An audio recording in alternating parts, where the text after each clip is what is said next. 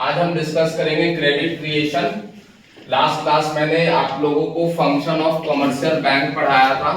उसमें मैंने पढ़ाया था कमर्शियल बैंक के क्या क्या फंक्शन। बेसिकली कमर्शियल बैंक जो है वो किस लिए है? प्रॉफिट मोटिव के लिए, प्रॉफिट अर्न करने के लिए। ठीक है, कोई समाज सेवा के लिए तो बैठा नहीं है। तो बेसिकली मेन जो सोर्स ऑफ इनकम है कमर्शियल बैंक का वो किससे है? लोन से। किससे है? लोन से। तो इसीलिए आजकल देखते हो फोन करके हाँ भाई लोन लेना है, ठीक है, वो क्यों आपको सामने से ऑफर कर रहे हैं? क्योंकि मेन सोर्स ऑफ इनकम उनका लोन से ही है, राइट। और ऐसा नहीं है कि बैंक से पैसा मिला, आई मीन कोई कस्टमर बैंक में जाता है और डिपॉजिट करता है 1 लाख रुपए और वो 1 लाख रुपए उस फर्दर पर्सन को लोन दे देगा और 1 लाख रुपए से वो इंटरेस्ट अर्न करेगा, ऐसा नहीं है। इसका प्रोसीजर जो है वो अलग है। बैंक 1 लाख के अमाउंट से 10 लाख के अमाउंट तक का इंटरेस्ट अर्न कर सकती है। अमाउंट रहेगा 1 ही लाख, लेकिन इंटरेस्ट वो अर्न 10 लाख तक का कर सकती है एक 1 लाख के अमाउंट से। ठीक है, तो उसी प्रोसीजर को हम क्या कहते हैं? क्रेडिट क्रिएशन कहते हैं, राइट। लेकिन क्रेडिट क्रिएशन समझने से पहले आपको कुछ बेसिक चीजें समझनी पड़ेगी। जैसे कि आरबीआई के कुछ रूल्स है, रेगुलेशन है क्रेडिट क्रिएशन का। आरबीआई का कहना है कि अगर कोई भी कस्टमर बैंक में डिपॉजिट करता है तो आप सारा अमाउंट लोन नहीं देंगे। क्यों नहीं देंगे भाई? क्योंकि हो सकता है कि अगर कोई कस्टमर विड्रॉल करने के लिए पैसा आ जाए और आपका ही पैसा, आप बैंक में जा रहे हो, बैंक ने क्या बोला, भैया मैंने तो ये पैसा किसी और को लोन दे दिया, एक काम करना आप बाद में आना, बाद में आपको पैसे दे दूंगा। आपको ही आपका पैसा आपको ही अगर टाइम पर ना मिले तो आप बैंक में डिपॉजिट करेंगे नहीं। लोगों का बैंक के ऊपर ट्रस्ट जो है वो हट जाएगा और बैंक में जो पैसे जमा करते हैं लोग वो धीरे धीरे क्या हो जाएगा? कम हो जाएगा, जो कि सही नहीं है। अगर बैंक के पास पैसे कम पड़ेंगे तो बैंक फर्दर इंडस्ट्रियलिस्ट को लोन कहां से देगा? फिर हमारी इंडस्ट्री कैसे चलेगी? तो बैंक बहुत इंपॉर्टेंट रोल प्ले करता है हमारे इकोनॉमी को रन करने के लिए। इसलिए आरबीआई का स्ट्रिक्ट गाइडलाइंस है कि अगर कोई कस्टमर आपके पास आता है डिपॉजिट करने के लिए तो आप सारा पैसा उसको लोन नहीं देंगे। कुछ पैसा अपने पास रखेंगे और कुछ पैसा आप मेरे पास भी एज अ रिजर्व रखेंगे।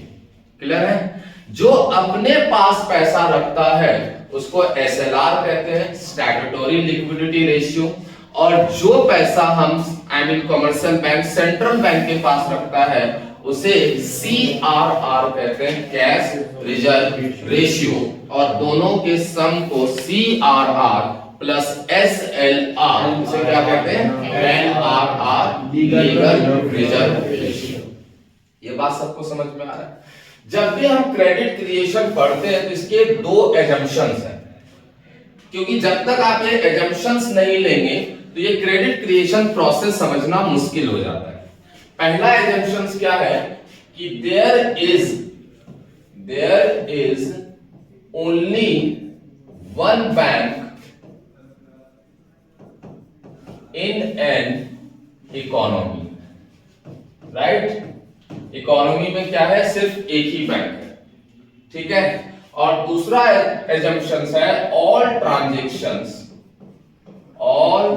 ट्रांजैक्शंस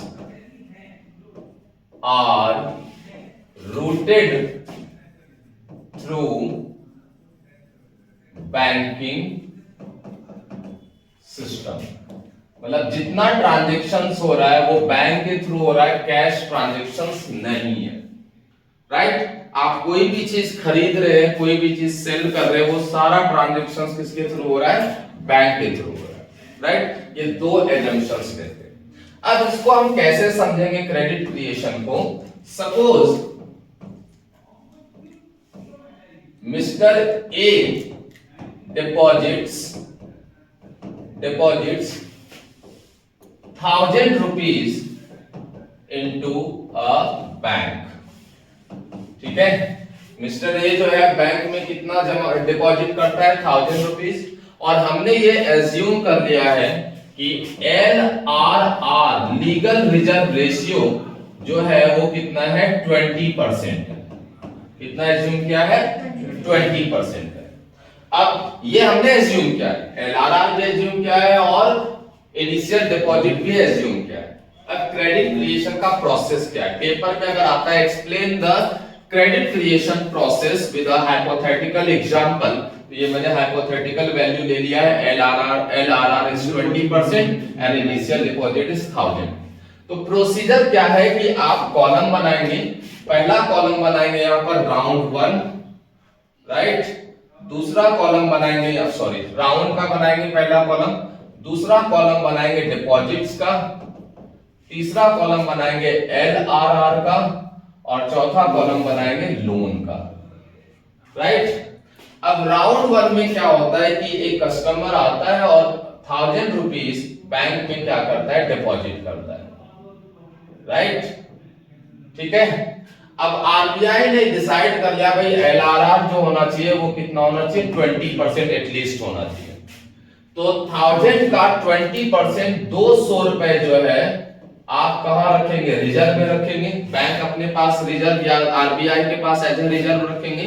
अब बाकी रिमेनिंग अमाउंट 800 रुपीज वो लोन दे देगा, ठीक है। 800 रुपीज क्या कर देगा, वो लोन दे देगा।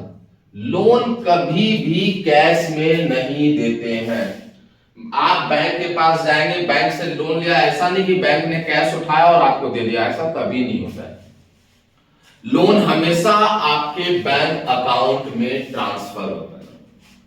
आ रही बात समझ में? तो हमने यहां पर एजम्पशंस लिया है कि बैंक इकोनॉमी में एक ही बैंक है। मान लीजिए मैं ही बैंक हूं, मेरे पास आदित्य से पैसा आया 1000 रुपए और मैं अर्नब को लोन देने जा रहा हूं, तो अर्नब का भी अकाउंट मेरे ही बैंक में होगा। नहीं है तो पहले उसको अकाउंट खुलवाना पड़ेगा, तभी तो लोन मिलेगा। समझ में आ रही बात? तो अर्नब को मैंने क्या किया, 800 रुपीज लोन दे दिया, राइट। अब कोई भी लोन लेता है तो रखने के लिए तो लेता नहीं है, कंजम्पशन करने के लिए, फर्दर इन्वेस्टमेंट करने के लिए लेता है। अर्नब ने हर्ष से ट्रांजैक्शन किया, 800 रुपए लोन लिया और उससे सामान खरीदा। अब हर्ष का भी अकाउंट क्या है, मेरे ही बैंक में, क्योंकि इकोनॉमी में एक ही बैंक है। तो इनडायरेक्टली राउंड 2 में ये 800 एज अ सेकेंडरी डिपॉजिट मेरे पास आ गया। ये जो पहले जो डिपॉजिट किया 1000 रुपीज, इसे कहते हैं इनिशियल डिपॉजिट। कौन सा डिपॉजिट कहेंगे, इनिशियल डिपॉजिट, राइट। और जो सेकेंड राउंड में आया इसे कहते हैं सेकेंडरी डिपॉजिट। आ रही बात समझ में? एज अ सेकेंडरी डिपॉजिट 800 मेरे पास आ गया। अगेन मैं इसका 20% जो है 800 का 20% 160 रुपीज मैं क्या करूंगा, रिजर्व में रखूंगा। अब बाकी रिमेनिंग अमाउंट 800 माइनस 160 कितना हो जाएगा, 640 लोन दे दूंगा। अर्पित समझ में आ रहा है भाई? 640 क्या करूंगा, लोन दे दूंगा। फिर ये जिसको भी लोन दे रहा हूं उसका अकाउंट मेरे ही बैंक में है। थर्ड राउंड में as a secondary deposit again ये पैसा आएगा 640।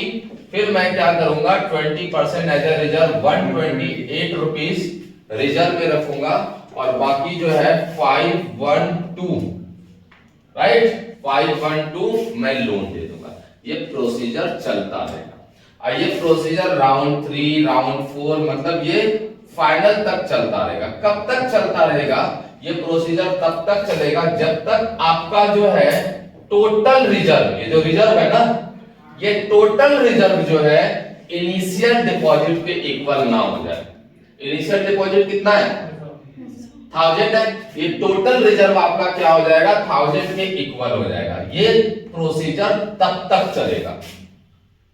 समझ में आ रही बात? मतलब ये प्रोसीजर तब तक चलेगा जब तक टोटल रिजर्व इसके इक्वल ना हो जाए। अब आप देखिए 200 रुपए इनिशियल रिजर्व था, टोटल क्या 1000 हो गया, कितना टाइम्स, 5 टाइम्स हो गया। इट मींस ये भी 1000 का 5 टाइम्स कितना हो जाएगा, 5000 हो जाएगा। और ये भी 800 का 5 टाइम्स कितना होगा, 4000 हो जाएगा, राइट। तो this is called credit creation process. और इसी टेबल को क्या करना होता है, एक्सप्लेन करना होता है कि आपने इनिशियल डिपॉजिट 1000 लिया है, 20% LRR है, so bank will keep 20% as reserve, that is 1000 का 20% 200 and the remaining amount that is 800 will be lended by the bank to the public. This 800 comes into the bank as a secondary deposit in a second round, ठीक है।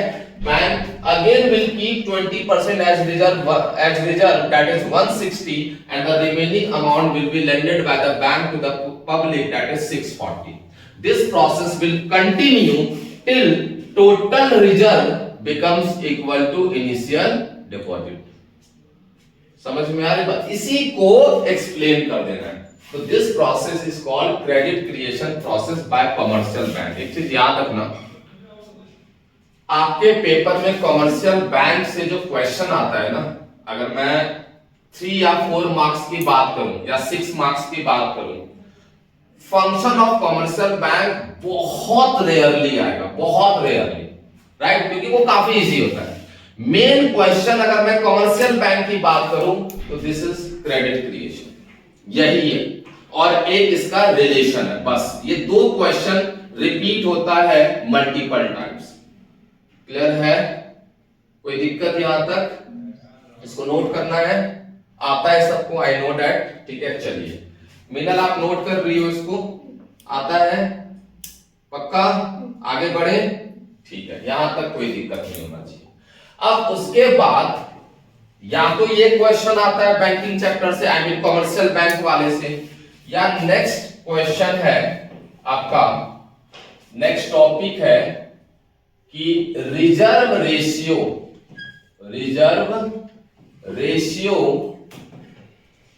And credit creation are inversely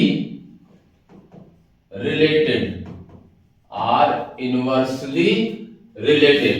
Reserve ratio and credit creation are inversely, ओजस्विता यहां ध्यान दो, inversely related, right? Defend और refute, हम इस statement से डिफेंड करेंगे या रिफ्यूट करेंगे, इसको समझते हैं। पहले एक चीज समझिए, क्रेडिट क्रिएशन, यहां वर्ड क्या है, क्रेडिट क्रिएशन, ओके। क्या फॉर्मूला होता है क्रेडिट क्रिएशन का? 1/LRR और इनटू इनिशियल डिपॉजिट, क्योंकि आप अगर 1/LRR लेते हैं ओनली, तो this is not credit creation, this will be credit multiplier. 1/LRR क्या है? क्रेडिट मल्टीप्लायर है। क्रेडिट क्रिएशन क्या होगा? 1/LRR into initial deposit. समझ में आ रही बात? क्लियर है? अब समझते हैं कि ये इनवर्सली रिलेटेड है या नहीं है। हम यहां पर एज्यूम कर लेते हैं कि जो इनिशियल डिपॉजिट है वो मैंने मान लिया 500 रुपीज है, राइट? कोई दिक्कत? और LRR हमने एज्यूम कर लिया है वो है 10%। तो देयरफॉर क्रेडिट क्रिएशन क्या होगा?